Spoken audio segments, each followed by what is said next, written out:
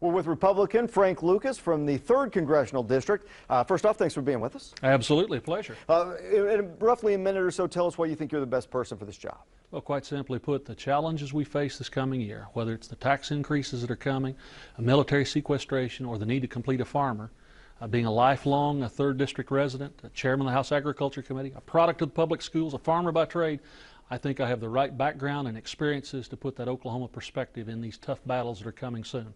Let's talk a little bit about jobs and the economy, because that's the main election issue. What would you do? What do you think you can do to help spur the economy and bring jobs to the 3rd District? Well, the biggest thing we need to do is provide economic certainty. When I do my town meetings across the 3rd District of Oklahoma, time and time again, people, whether they're in the energy business or the ag business or on Main Street, say to me, Congressman, what are the tax rates going to be next year? Are they going to go up at the end of the year? And I say, well, I can't be sure.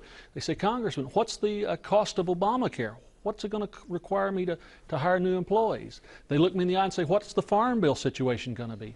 Regulatory and energy policies. We need certainty. And I think if we can provide certainty, keep the tax levels at the same rate, pass a solid farm bill, avoid this dramatic cut in military defense spending, and get a comprehensive energy bill, provide economic certainty, I think the economy will start to grow. Let's talk a little bit about health care. Obviously, the Supreme Court upheld the Health Care Reform Act.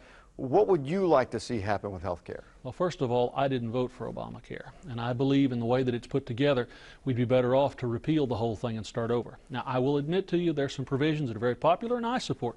Allowing young people to stay on their parents' health insurance till they're 25. Who can argue with that? The issues dealing with pre-existing conditions. Who can argue with that? And I think that will be on the books no matter what. But this great big behemoth called Obamacare, which doesn't fully kick in until 2014, the President and the Democratic leadership that put it in place a couple years ago understood they needed to all get reelected before it took effect.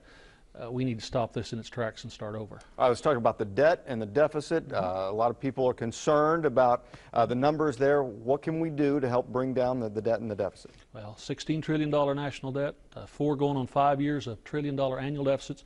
The real short answer key is slow the spending down. Now, I know some of my Democrat friends say, well, let the tax relief expire, bring in more revenues, or cut farm bill spending, or cut Department of Defense spending. The bottom line still is you can't raise taxes fast enough to offset what my friends in D.C. want to spend. So you have to keep the tax levels at their present point, and you have to reduce spending across the board. And we'll make cuts in the farm bill spending. We'll make cuts across the board everywhere. But you can't tax your way out of a deficit, and that's the problem we face right now. I was talking about Social Security. With every election cycle, we get a little closer to Social Security running out of money. Well, what's the answer there? Well, first off, we need to all understand that nobody's talking about making any changes in Social Security that affect our senior citizens who are presently drawing it, or even those folks who are 60 and above who are in line, so to speak, to draw the check. But I was born on January 1, 1960. I'm a part of the first generation that will not be able to draw Social Security at 65. We'll have to wait till we're 67. Bottom line is this. Ultimately, if you're not going to raise the Social Security taxes, and I think that'd be bad for the economy, and you're not going to affect older citizens, and we made a commitment to them, and we can't do that, then in future generations, people who are under 40 or under 30, we've got to make some tough decisions. We've gone from 65 to 67 already for retirement. That may back up farther.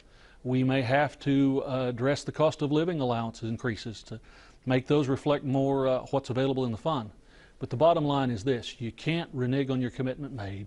The changes that are going to be made and have to be done in such a way that young people will have time to plan for that. And I think that's where we go. And I'm on a number of bills to try and do that, Russ. About a minute to go. Let's talk a little bit about the congressional approval ratings. Right now, historically low. Some people have about 12%, maybe even lower.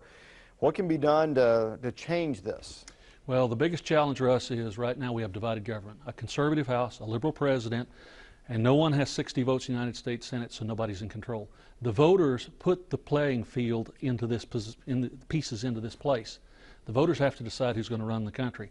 I happen to have a particular belief that it should be the conservatives, it should be the Republicans, but somebody's got to be put in charge and they've got to lead and make things happen. For the last 2 years, with a liberal president who wouldn't support conservative initiatives, a conservative House that can't stand the liberal perspective of the president, and nobody in control in the Senate. That's why we have no action like we've seen. All right, we'll have to leave it there. Frank Lucas, thanks for being with us. Thank you.